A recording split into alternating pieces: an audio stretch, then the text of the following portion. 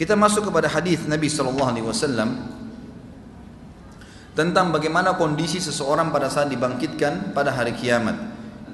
Sabda Nabi SAW di dalam hadis riwayat Muslim nomor 2860. Pada saat beliau berkhutbah, beliau mengatakan, wahai sekalian manusia, sungguhnya kalian pasti akan dihimpunkan di padang mahsyar di hadapan Rabb kalian dalam keadaan telanjang kaki, telanjang badan, dan tidak tersunat. Ketahuilah bahwa sesungguhnya orang pertama yang akan diberikan pakaian adalah Ibrahim alaihissalam. Dan ketahuilah bahwa sungguhnya nanti akan didatangkan beberapa orang dari umatku pada hari kiamat, lalu mereka diseret ke kiri, tidak boleh bertemu dengan aku, maksudnya kata Nabi SAW. Maka pada saat itu aku berkata, ya Rabb, mereka adalah sahabat-sahabatku. Lalu Allah Subhanahu wa ta'ala menjawab melalui lisan para malaikat, sesungguhnya kamu tidak tahu apa yang mereka lakukan sepeninggalmu. Kata para ulama hadis, yang dimaksud adalah adanya beberapa sahabat yang sempat syahadat pada saat Nabi SAW diutus. Kemudian pada saat Nabi SAW meninggal, maka mereka murtad. Kalau anda pernah mempelajari atau pernah baca sirah nabawiyah pada saat Nabi SAW meninggal, maka seluruh jazirah Arab murtad, kecuali 3 kota, Madinah, Mekah, dan Taif. 3 kota ini subhanallah yang tetap dalam Islam. Yang lainnya semua umumnya murtad, tinggalin agama, padahal tadinya sudah beriman, gitu kan? Lalu kemudian Abu Bakar radhiyallahu anhu mengutus pasukan yang memerangi mereka sampai akhirnya banyak yang kembali ke Islam dan banyak juga yang terbunuh dalam kekafiran. Yang paling terkenal 2 kisah, Musailamah Al-Kadzab yang mengaku sebagai nabi juga, dan ada Al-Aswadul Unsi. 2 ini pemimpin suku, di bawah mereka ada 100.000 orang dan semuanya mengakui keduanya sebagai nabi, murtad dari agama Islam. Jadi seperti itu kurang lebih ya gambarannya. Kemudian ada hadis Nabi SAW yang lain, kata Nabi SAW kepada Aisyah, wahai Aisyah, sesungguhnya kita akan dibangkitkan pada hari kiamat dalam kondisi telanjang kaki, telanjang badan, dan tidak tersunat. Lalu kata Aisyah, ya Rasulullah, kalau begitu setiap orang akan lihat satu sama yang lain, laki-laki dan perempuan telanjang gak pakai pakaian, pasti mereka saling lihat. Kata Nabi SAW, wahai Aisyah, pada saat itu bukan seperti yang kau bayangkan.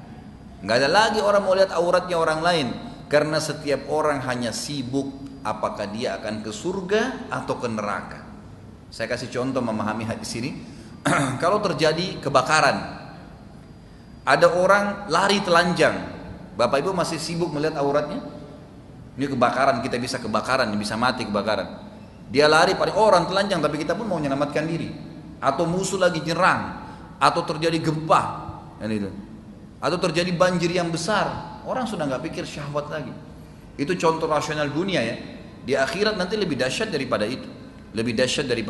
itu. Jadi Allah Subhanahu wa taala menjelaskan kepada kita dalam banyak sebenarnya ayat Al-Qur'an. Di antaranya tentang kejadian mahsyar itu ada disebutkan dalam surah Al-Hajj, surah nomor 22 ya. Allah Subhanahu wa taala berfirman dalam surah Hajj ayat 1 pertama saya bacain, hai manusia, takutlah kalian, tunduklah kalian kepada Tuhan kalian Allah yang tidak ada Tuhan selain Dia. Sesungguhnya goncangan hari kiamat itu kejadiannya sangat besar untuk kalian. Kalian tidak mampu menampung itu. Allah sudah ingatkan. Ayat pertama surah Hajj. Ayat kedua Allah ceritakan lebih jauh. Ingatlah pada hari ketika kamu melihat kegoncangan itu. Semua wanita yang menyusui secara otomatis akan melempar anak yang disusuinya. Dan kalau ada wanita yang sedang mengandung, maka segera dia melahirkan atau akan gugur kandungannya. Serta kamu akan lihat manusia seperti orang mabuk semuanya, padahal mereka tidak mabuk, tetapi azabnya Allah sangat keras. Lebih jauh lagi, hadis yang lain adalah hadis yang diriwayatkan oleh Ibnu Majah nomor 4308. Kata Nabi SAW, akulah pemimpin anak Adam pada hari kiamat dan tidak ada kesombongan dalam itu. Betul-betul memang Allah kasih kepada aku, kata Nabi SAW. Dan akulah termasuk orang yang paling pertama dibangkitkan dari bumi dan tidak ada kesombongan di situ.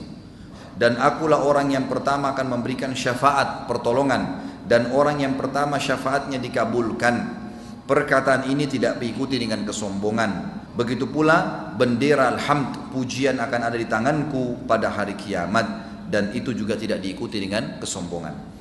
Hadis ini menjelaskan kepada kita tentang orang yang paling pertama dibangkitkan hari kiamat adalah Nabi Muhammad SAW. Dibelahkan bumi itu. Lalu kata Nabi SAW dalam hadis yang lain, hadis sahih riwayat ahli sunan, nanti di mahsyar setiap orang akan dibangkitkan dalam keadaan mereka tenggelam dengan keringatnya sesuai dengan kadar dosanya. Ada yang tenggelam sampai di mata kakinya, ada yang tenggelam sampai di lututnya, ada yang tenggelam sampai di perutnya, ada yang tenggelam sampai di dadanya, ada yang tenggelam dengan keringatnya sendiri sampai Allah datang menghakimi mereka. Ini sebuah hadis menjelaskan tentang kondisi mahsyar. Pada saat itu dalam hadis Bukhari juga dijelaskan matahari akan mendekati kalian hanya sejarak sekian mil. Nggak disebutkan 1 atau 2 mil tapi sekian mil. Jadi sangat panas. Maka manusia semuanya berkeringat pada saat itu. Ini hadis yang menjelaskan tentang keadaan mahsyar. Lalu hadis yang lain riwayat Bukhari Muslim menjelaskan ada 7 golongan yang selamat, tidak kena panas pada saat itu. Dan ini adalah orang-orang yang beriman saja.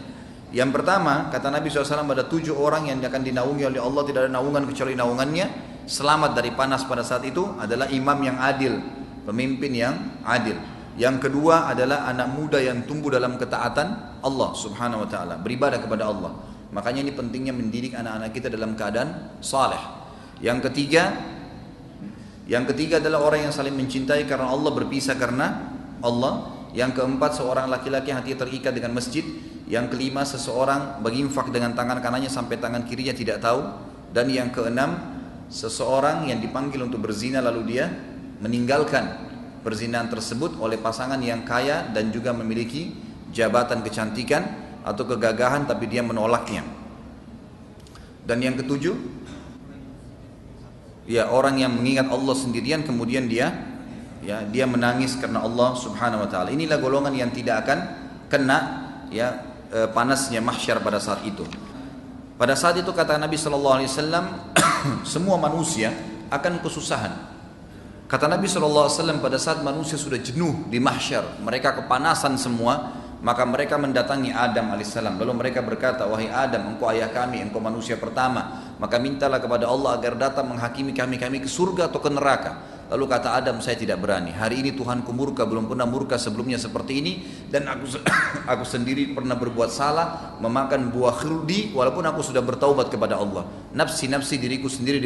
Coba pergi ke Idris, Nabi setelahnya. Wahai Idris, kaulah yang telah diberikan maqam, tempat yang tinggi oleh Allah. Kamu Nabi yang kedua dan seterusnya. Banyak kelebihan. Lalu kemudian Idris berkata, saya tidak berani, Tuhan saya murka hari ini, belum pernah murka sebelumnya seperti ini, maka selamatkan diriku sendiri. Pergilah, coba pergi ke Nabi Nuh terus mengatakan hal yang sama. Kemudian pergi ke Nabi Hud, Saleh, Syuaib, semua Nabi semuanya nolak. Kata Nabi SAW, tentu ada dialog panjang di sini, tapi yang jelas mereka semua nolak. Terakhir Isa alaihissalam, Isa berkata, saya tidak berani, pergilah coba kepada Muhammad.